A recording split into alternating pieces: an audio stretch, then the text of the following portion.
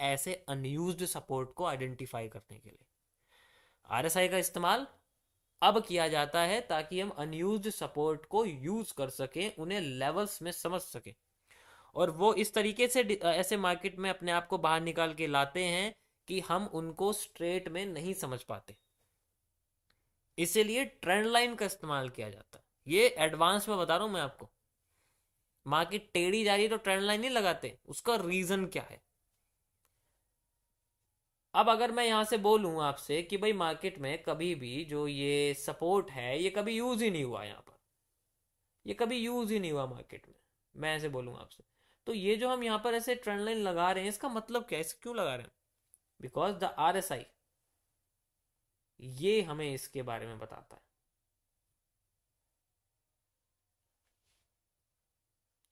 You can easily C like this is the RSI. नीचे आपको दिख रही होंगी लेवल, ये पॉइंट्स आप देखो जहां पर ये स्ट्रेट हो रहा है, ये लाइन आपको दिख रही है, दिस इज द सपोर्ट, ये है हमारा असली सपोर्ट। ये आरएसआई हमें दिखाएगा, लेकिन मार्केट में ये सीधी नहीं दिखेगी, ये टेढ़ी दिखेगी। इसीलिए ट्रेंड लाइन इस्तेमाल करते हैं, क्योंकि वो सपोर्ट टेढ़ा हो जाता है लेकिन आरएसआई हमें सीधा दिखाता है। आरएसआई का इस्तेमाल इस तरीके से किया जाता है। Got it? यहां तक समझ में आया? पहले बताओ, यहां तक समझ में आया? सबसे पहला तरीका तो यही है कि जैसे अगर किसी के माइंड में ऐसे आ जाए, भाई देखो ऐसा होता है मार्केट में कि कोई प्राइस ऐसा है वहां पर मार्केट कभी आ ही नहीं रही है, रिकवर ही नहीं कर रही है। आरएसआई का मतलब है मार्केट की रिकवरी करवाना। मार्केट अगर ओवरबॉट पे चली जाए, हैवी बॉट पे चली जाए, सुपर हैवी बॉट पे चली जाए, तो उसको लौट के वापस अपना एरिया लाना पड़ेगा। अगर मार्केट, ये समझो, अगर मार्केट उस एग्जैक्ट प्राइस पर नहीं आ रही है ना, वापस लौट के कभी आई नहीं है, इसका मतलब उस millions of billions of dollars आप कह सकते हो मार्केट में होल्डिंग में है, तब से मार्केट में होल्डिंग में रखे हुए हैं। अब ये समझो, इतना लंबा होल्ड है और वो भी बहुत बड़े अमाउंट में। इसलिए जब क्रैश आता है तो मार्केट में उसी प्राइस तक मार्केट जाती है जिस प्राइस तक कभी भी मार्केट गई नहीं है। अगर उससे पहले जा चुकी है तो वहां तक तो नहीं जाएगी, लेकिन वहां तक चली जाएगी जहां तक कभी गई नहीं है। इसीलिए जो क्रैश आते हैं इकोनॉमी में, किसी भी मार्केट में, किसी भी, वो उन्हीं की वजह से आता है जिनके पास इतने लंबी होल्डिंग्स है, जिन्होंने कभी अपने सपोर्ट पे कभी टच किया ही नहीं है मार्केट को घूमने के बाद। ये जो आप गैप देख रहे हो, ये यही जो गैप है, ये जो बस्ता है, यही तो होल्डिंग वॉल्यूम है। हिडन होल्डिंग वॉल्यूम यही है मार्केट के अंदर। जब मार्केट घूम के आती है तो यहाँ आईएफसी इसलिए बनती है, नीडेड वॉल्यूम इसको इसलिए तो कहते हैं।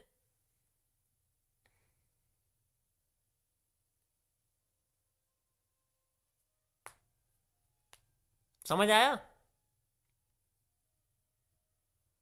I have the solution of everything. बस आपको उसको ध्यान से सुनना पड़ेगा। इसलिए मैं ऑलरेडी बता चुका हूं कि ये जो फेजेस हैं ये आपके कॉन्सेप्चुअल हैं, ये थियोरटिकल हैं, कि हम उन नेचर के बारे में पढ़ेंगे जिनका जवाब हमें कभी नहीं मिलने वाला। जितनी मैंने रिसर्च करी मैं आपको अपनी रिसर्च के हिसाब से बता रहा हूँ। ठीक है? तो अब कभी भी अगर आपके मन में ये आए कि मार्केट में जो क्रैश है वो क्यों आता है, वो इस वाइट लेबलिंग को फिल करने के लिए आता है। Got it? आप इसको, अगर इसका प्रूफ चाहिए तो आप जितने भी पुराने बड़े बड़े लेवल पे जो क्रैश हैं उनकी कैंडल्स की एग्जैक्ट रिवर्सल एरिया पे, यानी कि जहां से रिकवरी होनी शुरू हुई थी क्रैश के बाद, उसका बॉटम देखना आप कहां से आया। इसके लिए प्रूफ में मैं आपको निफ्टी में लेके चलता हूं। यू कैन सी कि मार्केट में यहां से यहां तक के जो सपोर्ट हैं वो यूज हो चुके हैं। यू कैन सी यहां तक के सपोर्ट यूज हो चुके हैं। ठीक है, बहुत अच्छी बात है, कोई इशू नहीं। ठीक है, जनरली जब मार्केट इतना ऊपर उठ गई तो यहां तक के सपोर्ट इस्तेमाल हुए, and then market just retrace from it. ये सेकंड है पॉइंट ऑफ रिवर्सल का, स्ट्रेट एरिया है ये, और मार्केट वहीं आके उठी है। इससे बढ़िया एग्जांपल नहीं दे सकता मैं आपको। और एसआर इंटरचेंज इस सब की वो होती है कि अगर मार्केट ने अपनी अपनी डिमांड पूरी नहीं करी है, सप्लाई पूरी नहीं करी है, तो वो घूम के वापस आती है, लेकिन वो बड़े टाइम फ्रेम में बहुत बड़ा होता है, एकदम से मूव आ जाता है। ठीक है, अब वो है बड़ा टाइम फ्रेम तो उसे हम बड़े मूव को आईएफसी नहीं कहते, क्रैश कह देते हैं। Got it. यानी कि ऑर्डर ब्लॉक, यस, आप ऑर्डर ब्लॉक भी कह सकते हो कि ऑर्डर ब्लॉक यूज नहीं होते, अनयूज्ड ऑर्डर ब्लॉक होते हैं। Got it. तो ये था गाइज आपका आज का कॉन्सेप्चुअल टॉपिक। बाकी इसको मैं आगे और आपको इलेबोरेट करता रहूंगा धीरे धीरे करके, जैसे जैसे मैंने जो है जितनी मेरी रिसर्च है मैं आपको अपने हिसाब से बता दूँ, ठीक है। बट आई बिलीव कि you will not listen any thing like this before. सुना है किसी ने ऐसा अभी तक? अच्छा, मैं तारीफ नहीं कर रहा हूँ, मैं आपको बस इलेबोरेट कर रहा हूँ। There is a new word, elaborate. Got it.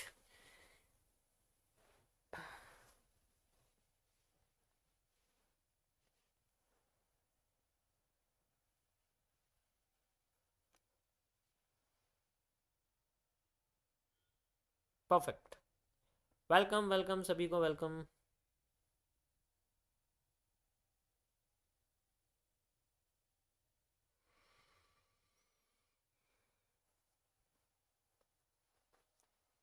देखो, ऐसी चीजों को हम लोग बोलते हैं जिनका सॉल्यूशन नहीं निकलता, मतलब पैराडॉक्स। ये एक पैराडॉक्स की तरह होता है अगर आप देखोगे तो। बट हम बैठे हैं ना, पैराडॉक्स भी सॉल्व हो सकता है, कॉन्फिडेंस होना चाहिए।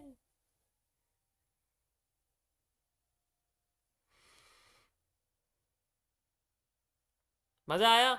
देखो, मजा उसी को आएगा जिसने इसको अच्छे से सुना होगा। जो बिगनर बिगनर करके बोल रहे हैं उनको समझ में नहीं आएगा, क्योंकि मैंने बोला है जब मैं समझाता हूँ तो लाइव चैट या किसी भी तरीके की कुछ मत लिखा करो, इससे समझने में दिक्कत होगी।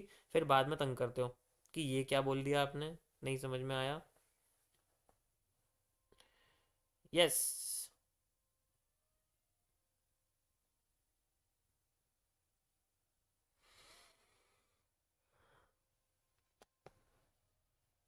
हाय हाय हेलो।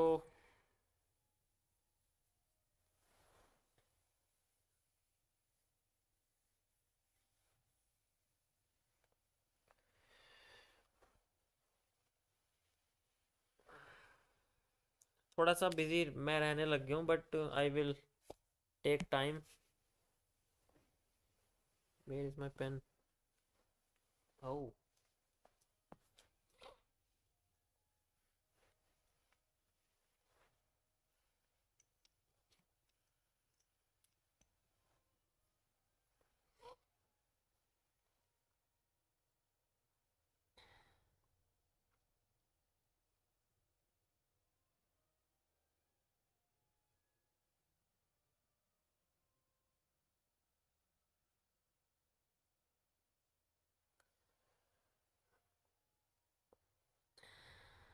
भाई बेसिक से चालू करना है।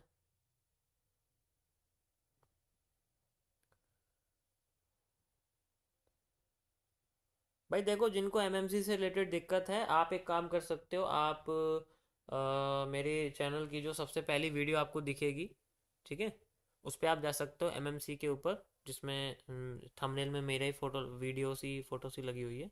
उसे आप देखो, उसमें एमएमसी के मैंने डिस्क्राइब किया हुआ है, सारे आपके सवाल वहाँ सॉल्व हो जाएंगे।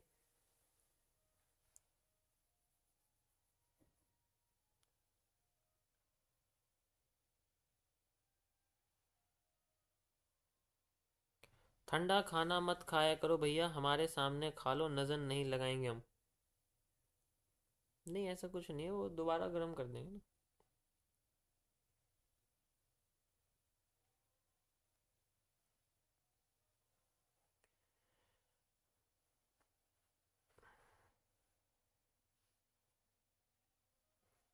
नहीं तो मैं एक काम करूँगा ना, उससे कहूँगा जी पनीर अलग ले आओ, सारे मसाले अलग अलग करके रख दो, और मेरे सामने एक वो दे दो मुझे, इंडक्शन, और एक थोड़ा सा तवा टाइप, और उसके अंदर ऑयल, सारे जितने मसाले वसाले हैं, सब जो कर दो, मैं खुद बना लूँगा यहाँ पर। और जो ये उसके साथ जो रोटियाँ होती हैं, उनको पहले से ही बेल देंगे, मुझे बेलना पसंद नहीं है। उसको बेल के और फिर मैं उसको उस पर सेक लूँगा। बन गया बस, क्या दिक्कत है।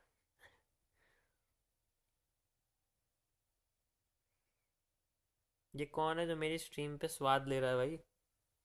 बड़े टाइम फ्रेम में ओबी या गैप यूज हो सकता है क्या?